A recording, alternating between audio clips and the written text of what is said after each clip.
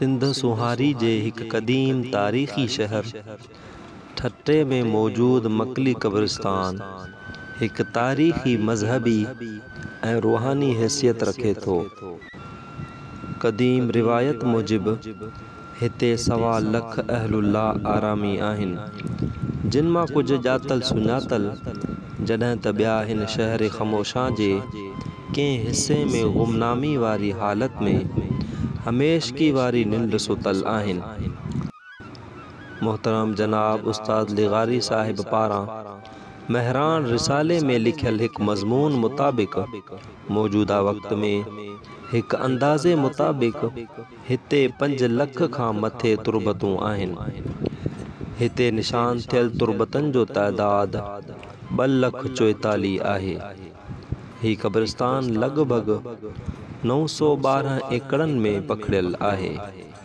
उत्तर खां ॾखण हिन जी एराज़ी 12 मेलनि खां मथे बणिजे थी। हिते टोटल 64 मक़बरा आहिनि, जिन में मौजूद तुर्बतनि जो तइदाद 917 आहे। हिन क़ब्रिस्तान खे तारीख़ी लिहाज़ खां 4 हिस्सनि में विरहाए सघिजे थो, जिन में सभ खां पहिरीं दफ़न थींदड़ समन वारो हिस्सो, ॿियो अरगून, टियों तरखान ऐं चोथों मुग़लनि वारो हिस्सो आहे। समन वारे हिस्से में तुर्बतनि जो तइदाद 1988 आहे। अरगूननि ऐं तरखाननि वारे हिस्से में 4,596 तुर्बतूं आहिनि। मुग़लनि वारे हिस्से में बि 2,677 तुर्बतूं आहिनि। नाले मकली मुतालिक़ अलॻि अलॻि राया मिलनि था। तोहफ़तुल किराम वारो साहिब हिन मुतालिक़ 2 राया लिखे थो। हिकु उहो त अल्लाह वारनि मां हिकु बुज़ुर्ग हरमैन शरीफ़ैन जी ज़ियारत जो इरादो रखी हिते अची लथो ऐं अहिड़ी हालत पैदा थियसि जो वजद में अची सिमा शुरू कयाई ऐं वजद जे जोश में अची चवण शुरू कयाई, हाज़ा मक्काली, यानी ही मुंहिंजे लाइ मक्को आहे। जंहिं सूरत में ही लफ़्ज़ बार बार दोहरायईं ऐं संदसि ज़बान में तासीर हुई, तंहिं करे आम माण्हुनि जी ज़बान ते हिन टकरी जो नालो तख़फ़ीफ़ सां मकली रहिजी वियो। तोहफ़तुल किराम में ॿियो रायो उहो बयान कयल आहे त ही नालो हिकु पाक दामन औरत माई मकली जे नाले सबबु मिलियो, जंहिंजी तुर्बत मकली वारी मस्जिद जे महराब वारे पासे आहे। शेख हमाद जे इशारे सां पहिरीं ही नालो मस्जिद ते पियो, पोइ सॼी टकरी हिन नाले ते सॾण में आई। किताब मकली नामो मुताबिक़ डेंगाम्बर फ़िरके जे बानी मनकली जे पुठियां उन ई टकरी ते मकली नालो पियो। ही पाली ॿोली जो लफ़्ज़ आहे। मकली लफ़्ज़ जी लुग़वी माना आहे योगी या नागो फ़क़ीर। डेंगाम्बर जैन मज़हब जे गोसाइन फ़िरके जी हिकु शाख़ आहे। डेंगाम्बर पाकिस्तान बणिजण ताईं मकली, गंजे टकर ऐं हंगलांज में रहंदा हुआ। बहरहाल असां पंहिंजे मुख़्तसर वक़्त में हिन क़ब्रिस्तान जो जेतिरो मुआइनो करे सघियासीं, उन जो हिस्सो पहिरियों अॼु जी हिन वीडियो में पेश करे रहिया आहियूं। हिन क़ब्रिस्तान जे वॾे दरवाज़े मां अंदरि दाख़िल थियण सां मुग़ल दौर जूं तुर्बतूं साम्हूं अचनि थियूं, जिन जी हालत कुझु सही नाहे। घणियूं तुर्बतूं त पंहिंजी असुल सूरत बि विञाए चुकियूं आहिनि।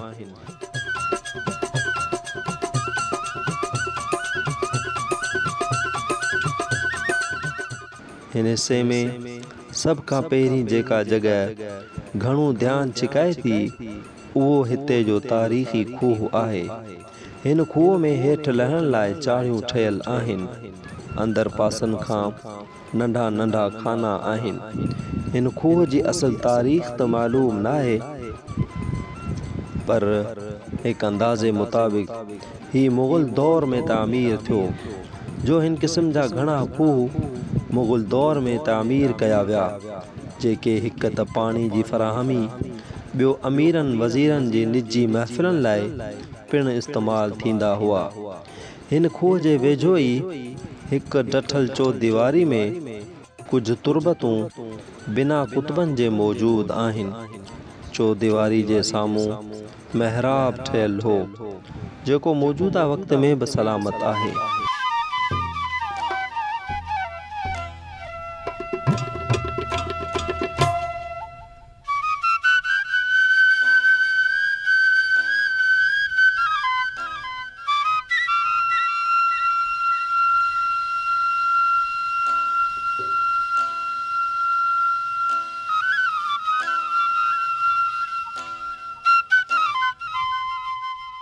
हितां खां कुझु अॻिते हिकु 8 कुंडो मक़बरो नज़र अचे थो।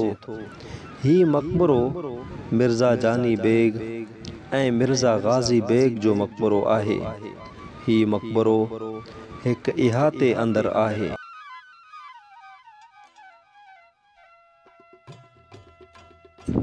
मिर्ज़ा जानी बेग जो मक़बरो संदुस फर्ज़ंद मिर्ज़ा गाज़ी बेग संदुस वफ़ात बैदि ठारायो। मिर्ज़ा मुहम्मद बाक़ी जे मरण खां पोइ संदुस वॾे पुटु पाइंदा बेग खे तख़्त ते विहारियो वियो, जेको नीम पागल हो। त अमीरनि यक राय थी संदुस फर्ज़ंद जानी बेग खे साल 1584 ते तख़्त ते विहारियो। हिन दौर में अकबर बादशाह जो जरनेल अब्दुर्रहीम ख़ाने ख़ानान सिंध ते चढ़ी आयो ऐं साल 1000 हिजरी में हिन सिंध जी ख़ुद मुख़्तारी खे ख़त्म करे उन खे मुग़ल बादशाह सां ॻंढे छॾियो, जंहिं खां पोइ जानी बेग अमीर जी हैसियत सां रहियो। ठटे में मिर्ज़ा जानी बेग जी हुकूमत जो अरसो मजमूई तरह 18 सालनि जो हो, जंहिं मां 7 साल हुकूमत ते बरक़रार रहियो। बाक़ी 11 साल अमीर जी हैसियत में बसर कयाई। संदुस वफ़ात 1009 हिजरी में बुरहानपुर में थी, जितां खेसि ठटे में आणे दफ़न कयो वियो। जानी बेग जंगजू ऐं शाइर हो ऐं हलीमी तख़ल्लुस इस्तेमाल कंदो हो।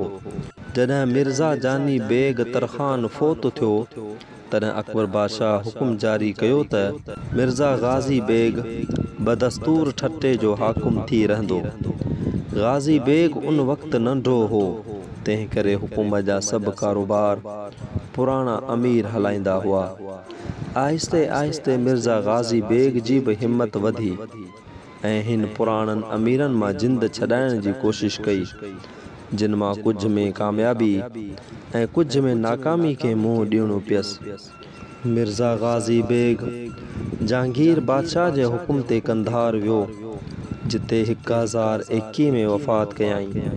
चवनि था त हिकु ग़ुलाम ज़ादे अब्दुल लतीफ़ हथां क़त्ल थियो। खेसि कंधार मां हिते आणे पंहिंजे क़ाइमु कयल मक़बरे में पीउ सां गॾु दफ़न कयाऊंसि।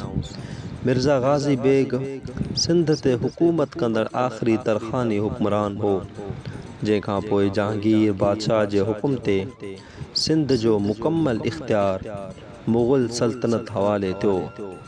मिर्ज़ा गाज़ी बेग जो ही मक़बरो हिकु इहाते अंदरि आहे, जंहिं ॿाहिरां तालो हुजण सबबि अंदरां सही तरीक़े सां न मुआइनो करे सघियासीं ऐं न वरी का रिकॉर्डिंग थी सघी।